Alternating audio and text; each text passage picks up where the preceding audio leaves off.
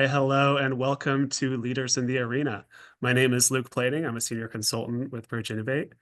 A bit about Bridge Innovate. For over 20 years, Bridge Innovate has been empowering leaders to think, lead, and problem solve differently. This series, Leaders in the Arena, aims to share valuable insights and lessons from our clients and our network, offering inspiration to leaders who are driving organizational growth and creating positive social impact. So thank you so much for joining us live, or if you're listening after on the podcast feed, we thank you for joining us today. So I do want to welcome our live audience. I do want to invite you also, if you do have questions, feel free to post them in the chat. We'll try our best to get to them at the end of the session. And I'm thrilled to introduce today's guest, Dave Gambrell. Dave Gambrell is the Dean of Enrollment Management at Covenant College. And Dave first stepped into his current role of overseeing enrollment at Covenant in 2023. He has been employed at Covenant on and off for the last 18 years, serving in various roles within athletics, admissions, and development. And after graduating from Covenant College with a BA in psychology, he continued his studies at Covenant Seminary, where he earned his MDiv. Dave served for 5 years as a pastor in the PCA before he and his family moved back to Lookout Mountain in 2018. And I do have to mention as a caveat, I am a Covenant College alumni, so I definitely have some strong favoritism. Although I don't think Dave and I ever overlapped. I think we first met each other through engagements with Bridge Innovate. I want to just quickly touch on the topics that we'll discuss in today's conversation. We'll be talking about team culture and leadership and transition. We'll talk about the Leadership Challenge, a program that Dave and his team went through with Bridge Innovate.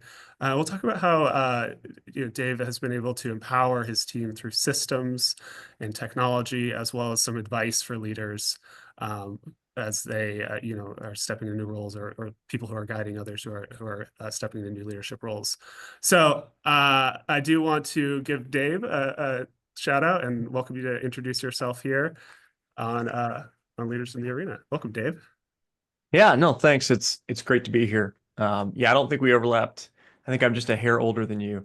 No, it's been really fun. It's been a crazy couple years for me as a leader. Jumping into this role was a pretty significant shift in leadership responsibilities for me. And so having some strategic partners like Bridge Innovate probably kept me sane, or at least more sane than I would have been otherwise. But yeah, it's been a really fun time to be in this role and a really fun time to grow a lot alongside as we worked with you guys. Yeah. Well, talk to us because I'm sure we have some some folks joining us who are familiar with that that experience of first stepping into a new leadership role. Can you tell us a bit about what was going through your head in 2023 when you took on that new role? And talk to us a little bit about how you guided your team during a time of change and inspired them to embrace some new opportunities. And for clarification, I understand a lot of your team members were new as well. Is that correct? Yeah, yeah. Yeah. There was a lot going through my mind. We have a large blackboard painted wall in our basement, and for a couple months, my pro con list lived up there of should I actually do this? So there was a lot of hesitation of knowing that I was really stepping into a pretty strategic role with a lot more responsibility than I had previously held. And just because a lot of transition that was happening in the office, it was pretty clear that it was going to be a rebuild. And so I had not insignificant trepidations about it, simply because it was going to be a big leap. And I was in a job that I think I'd figured out how to do fairly well. And it probably wasn't going to expose me that I didn't know what I was doing. And stepping into this role was like, wow, I'm going to be taking plenty of risks, and it's going to be really clear, really fast, the level of ignorance I have about many, many things. And so it really was a lot of thinking of kind of who do I want to be, 5 years, 10 years from now? Do I want to be the kind of person who plays it safe or kind of gets in the arena? I love that Teddy Roosevelt little speech poem he's got about leaders in the arena. And I was like, well, might as well time to get a little dirty, a little bloody, a little sweaty, and see what happens. And so certainly had some pause jumping in, but it was also really exciting. I mean, a lot of leadership is having the ability to influence things for good. And so I knew I'd have a lot more influence in this role too. So that was a really scary, terrifying, exciting opportunity, kind of like when you're at the top of the roller coaster and it's about to start going down. And you're like, I don't think I'm gonna die, and I think it's gonna be kind of fun, but I'm also like, I have all the butterflies going. And so, yeah, like as you said, it was a really interesting season to lead a team through because we had probably some culture that needed to change in the office, needed to be addressed a little bit. I think it wasn't probably the strongest aspect of the office when we stepped in. But we also had this crazy thing which felt like a nightmare at the time of we had, I think at some point it's some math, it felt like about 60% turnover in the office, either before I started or immediately after. I don't think it was because people didn't like me and they were running away. But there was a ton of change which felt a little bit like I was working in the HR office for a while. But looking back, that really helped me to move culture quickly because we just had a lot of people who were jumping in at the same time. And so kind of establishing our why we're doing this, establishing kind of new cultural norms happened really fast. So I think I kind of got the cheat as a leader. I had a little bit of the cheat code that a lot of people won't get if they step into a really established culture. It just takes longer to change. And because of all of our newness, we were able to really fast forward. Yeah. There were certainly a lot of other pain points that came along with us all being new, like learning all of our jobs at the same time. Yeah. So, I'm managing people and I'm like, yeah, I don't know how you do that, but let's figure it out together. Yeah. There's unique bonding in that, but it's certainly we weren't running as fast probably because of that. So, Yeah. I like what you said about figuring out how to do it together. As opposed to you know, mandating something upon your team, you're really coming alongside them and saying, I yeah. don't know what we're doing either. Like, Yeah. let's figure this out. Yeah. We're on a team here. So I kind of want to piggyback off of that as we talk about team culture and many of those factors you said, like the 60% turnover rate, that can be super discouraging. So Yeah. how do you get your team Yeah. to buy in? How do you inspire them to not be afraid of failure, to try new things, to embrace some of the new opportunities Yeah. and ultimately build that team culture? Yeah. No, that's yes. And culture is one that like it had always been something I was really curious about and felt, but I never had to actually lead it, which is a different thing. I think for our team, we have a little bit of an advantage of, we're a small Christian liberal arts school, so the mission, and we hire a lot of graduates, not all, but the mission of what we're doing, kind of our why, I think is really easy to get excited about for the folks that work here. But I don't know. I think sometimes you can get down in the weeds and forget to talk about your why and forget to hold it up. And so we did a lot of just talking about like why are we doing this hard work? It's hard work. Recruiting is not the easiest thing to do in higher ed right now. And so a lot of it was establishing our why as a team. Why are we doing this? What's the impact? Kind of we would say the eternal impact we want to have in the lives of students. We know, I mean, from my experience and from many people who work here, Covenant really can shift in a positive way the trajectory of a student's life. So the people that are just kind of grinding, sometimes we have to pick our head up and remember why we're doing it. And so that was the cultural part of the cultural buy-in is getting our why really clear. And another piece was just we have hammered and keep hammering a growth mindset. And part of the advantage of not knowing our jobs is we were all at the risk of failure all the time. And so there was a uniquely challenging thing of like, um, hey, we're just gonna have to figure this out together, but we're gonna expect to learn through doing. And so we really pushed our team over and over again of like, hey, we all own this. And if you see something, if you think about a better way to do it, you have to share that, even if it's not in your lane, because we're all going to grow together. So there's really pushing this growth mindset. We're all looking, it's not success, failure, it's growth. And we're always trying to go. We're doing things, we're evaluating, we're assessing, we're trying again in a different way. We're doing micro experiments where we can. And so I think we pushed a lot of that. What's our why? What's the growth mindset? And then I think we really tried to care about our people as individuals. I think I worked in admissions what feels like 100 years ago now, and at our worst, it was a little bit of like the admissions counselors were like, "We're going to rent you for a couple years, and when you're tired and worn out, you can go do something else."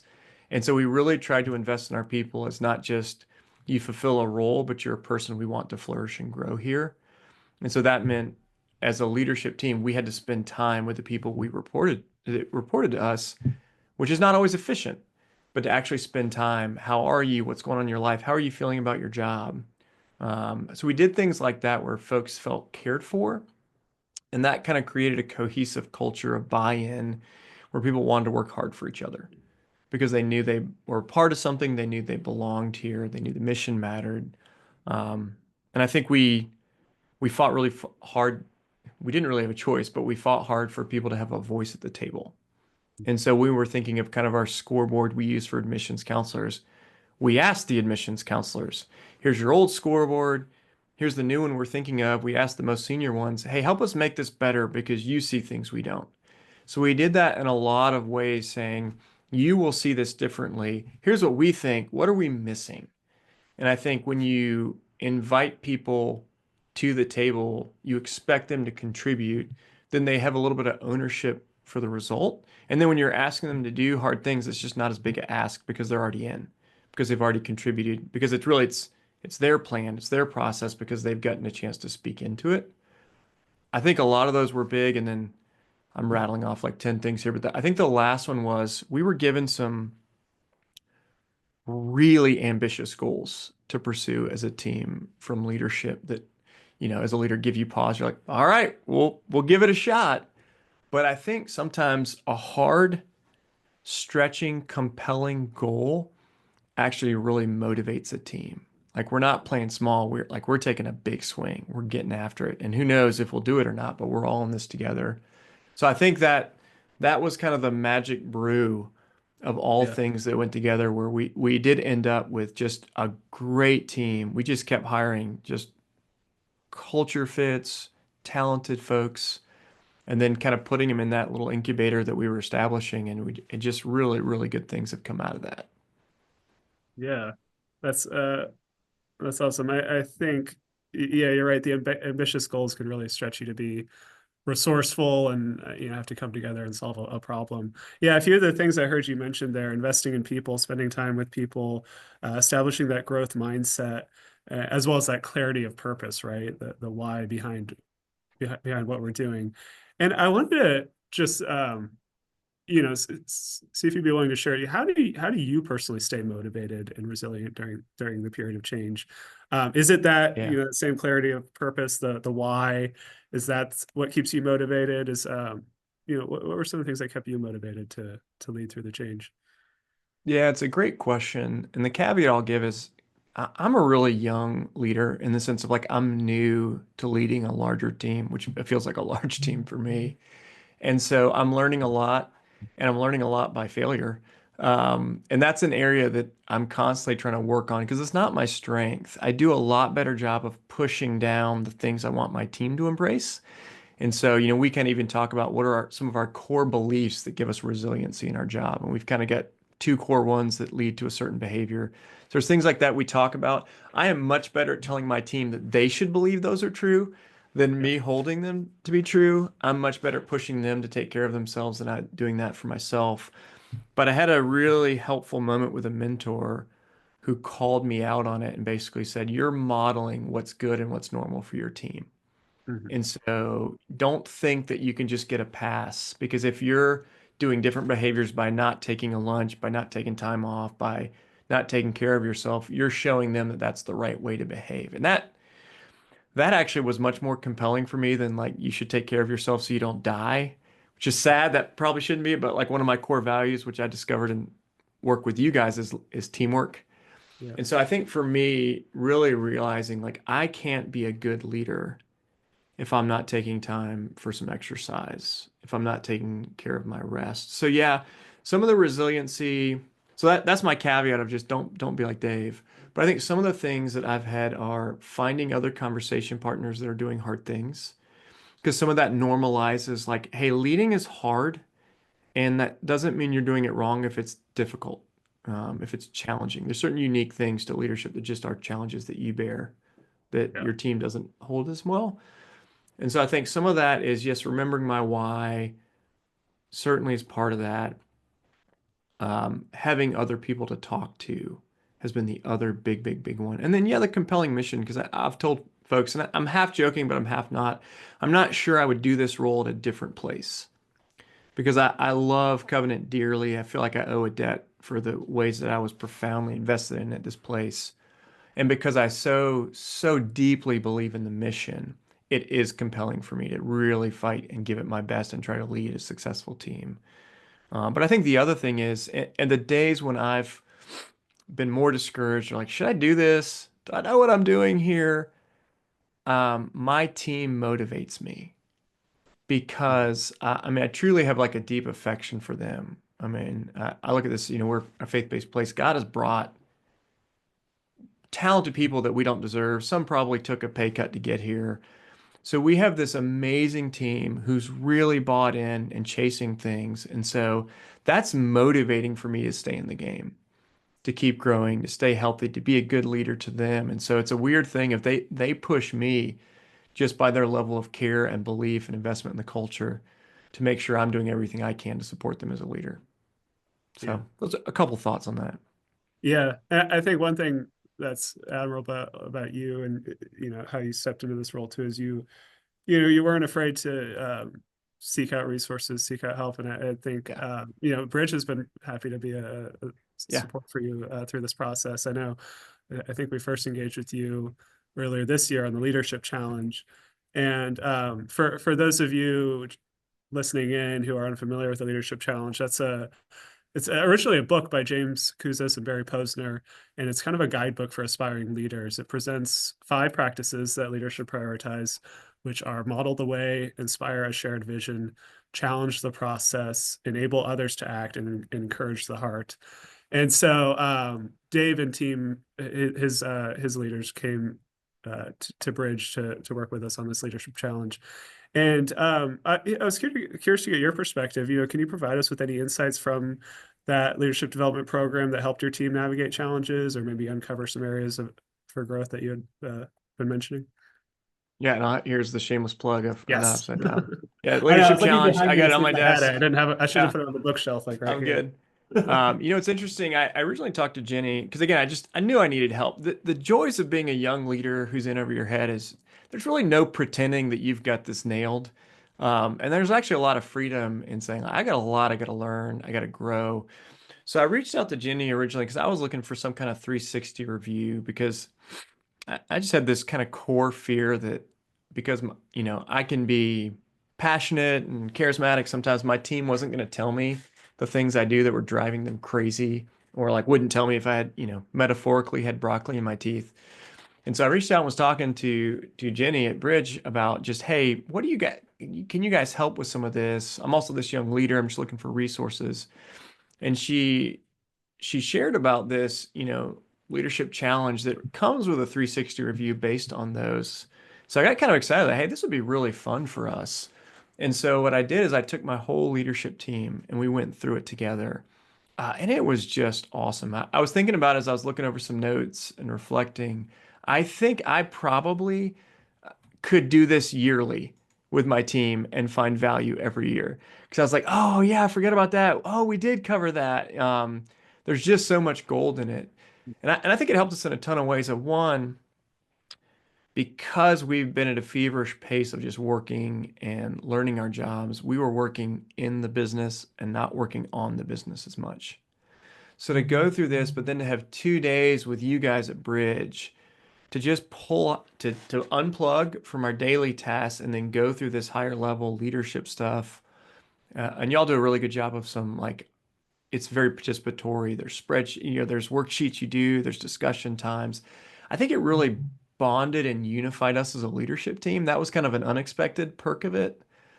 But it highlighted just there's some key takeaways, even some big ones, like on the empowering others section, we reflected kind of on different leaders that made us feel powerful and powerless and, just good and bad leadership experiences we'd had. And it realized all my negative work experiences had to do with a leader that made me feel powerless, and just like, how do we empower others? Some of the things we were already doing really enforced it. And I think it was in that conversation that Jenny referenced the article about not taking the monkey. I think it's an old Harvard Business Yeah. Review one. about when somebody comes to you with a problem, don't just be like, okay, great, I'll go fix that for you. But like, hey, what are some ideas you have to solve that? How can I help you go be that solution? And so afterwards, I actually bought like little crochet monkeys for my entire leadership team, just to keep on their desk as a reminder, like, don't take the monkey. But I think for us, that time just really it solidified some things that we were already doing. I think kind of casting a vision um, for where we wanted to go. We were doing that pretty well, but it highlighted some other opportunities. Like I wasn't connecting people's individual vision for how they wanted to grow with our overall vision. I was just expecting them to get excited about the overall vision, but not personalizing of saying, hey, you want to grow in these three ways. Here's how we can help you as we go together in this. So yeah, I loved that time. I kind of hope we would do it again. And what's really interesting is coming out of that, I think there's discussion about some of the senior leaders at the college, not just in my department, going through the same process Yeah. just because of the value that we found. I'm really excited about getting times two coming in there. So Yeah, no, you're always welcome back. Yeah, yeah, that's great. And I like what you mentioned about you were working in the business but not on the business. I think that's a common problem that a lot of leaders and teams deal with. And I think one of the things that came out of the leadership challenge that we were also able to help you with was kind of a systems design project. I think one of the things that came out is you guys realize like, hey, we need some yeah, structures in place if we want to make this thing work. We want to yeah, allow our team to have more time to work on the business, right? And not be so bogged down with things like project management and that kind of stuff. So yeah, so I'm curious to get your perspective because I think it's maybe fair to say you're not really a systems guy or that, that's kind. That's but kind of you you. you saw putting in place some standard Yeah. work that also allows for growth and flexibility as a way to empower your team. Yeah, I want to talk, just get your perspective on how are you able to address some gaps in work management, Yeah. also just find ways to support your team efficiently, for some future growth and Yeah. adaptability. You're just making everyone's life easier in the long run. So, Yeah, no, you're right. I'm not a systems guy. I think I discovered the cultural stuff comes more natural. It's yeah, still a lot I need to work on, but caring for people, getting them passionate about let's take that hill together, much more natural. yeah, But I realized we had a ton of buy-in. We had we had some excitement, we're getting it, but we didn't have systems. And so everything was harder and took longer and wasn't scalable or repeatable. And so I would find myself stressing my team out by doing things like, oh, I asked, this guy who heads up our CRM, I was like, hey, I need this thing, and then I need this thing. And I didn't realize I'd asked him for 10 things that I wanted all about the same time because I wasn't tracking it anywhere. Or we'd have times at a meeting where I'm like, hey, why are we doing that? And somebody would say, well, because 2 weeks ago you asked us to. I was like, great, I have no memory of that. And so we realized systems and processes weren't our strength. yeah, Sheer pluck and passion was. And so that's where we started talking again, Luke, about just, hey, we need some help building this. And we knew a task management software needed to be in our future. I needed to be able to see how many things I'd asked Isaac to do and to see what his to-do list was before I bombed him with another thing. And so we started talking about, hey, can you guys help us? And that's where you and your team jumped in. And really, I think you guys probably fast forwarded us about a year by just like hearing what our needs were, helping us build out an Asana like kind of template that we've been one of our busiest seasons of competitive scholarships, and we've actively been using the template you guys built to make sure we don't drop anything because there's 500 moving parts. And it's like, oh yeah, that's an Asana. Oh yeah, oh we already did that. Let's click all those off. And yeah, so that's something that, yeah, we're still not there yet, and I'm one of the biggest culprits, but that was the second time we engaged with you guys at Bridge, and you handed us kind of like almost like a turnkey product of, hey, here's the different systems you guys are having, here's the different ways that you're using them, here's what we heard, and here's kind of your Asana template we built out for the use cases you talked about. And it's helped a ton. We're still early, like the muscle memory of put it in Asana, assign it to somebody, put in a due date is still getting there. But I think it's one of the things that I realized I have to provide that for my team as a way of loving them and being kind to them. because clarity is kind, and just a lack of clarity and people having to reinvent the wheel every time. It'll eventually frustrate and wear out your team. And so building some scaffolding that doesn't run our office, but supports our office. The hope and the aspiration is it frees up time and mental energy for our folks to crush it in their work. Yeah. I like that. Clarity is kind. That's a great way of putting it. Yeah. It's not Um, original. I, yeah, as we're wrapping up here, I'm curious to get, just some perspective from you on just some advice you would have for others in your, in a similar situation.